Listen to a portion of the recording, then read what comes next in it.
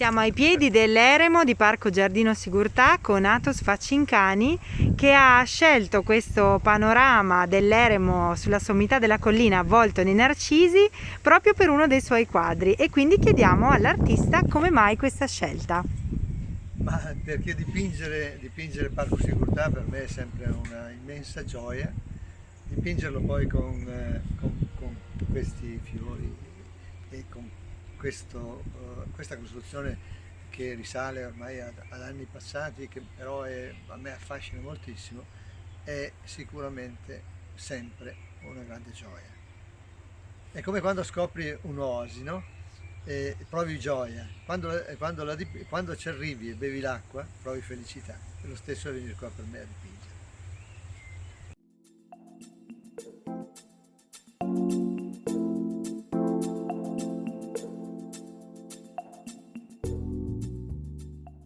Ci troviamo all'interno di Parco Giardino Sigurtà con Athos Faccincani, che ha dipinto per noi questa splendida tela realizzata durante la tulipanomania di aprile con il labirinto. Infatti ci troviamo proprio sotto alla cupola del labirinto all'interno del suo quadro.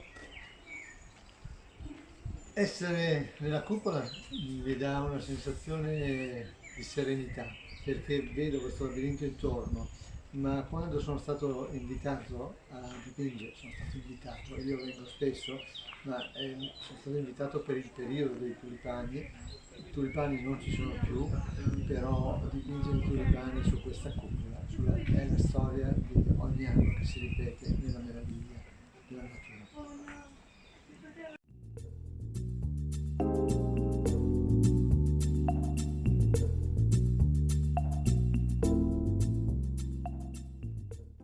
Siamo al Parco Giardino Sigurtà con Athos Faccincani, che ha dipinto per noi la veduta dei giardini acquatici durante la tulipanomania, quindi con le aiuole fiorite di tulipani e con il castello Scaligero alle nostre spalle.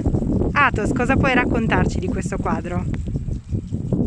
Questo quadro racconto che mi ha fatto impazzire quando ho visto la costruzione con sullo sfondo il castello Scaligero. Ho apprezzato tantissimo l'idea di chi l'ha creato, che è il mio amico Giuseppe Sigurtà.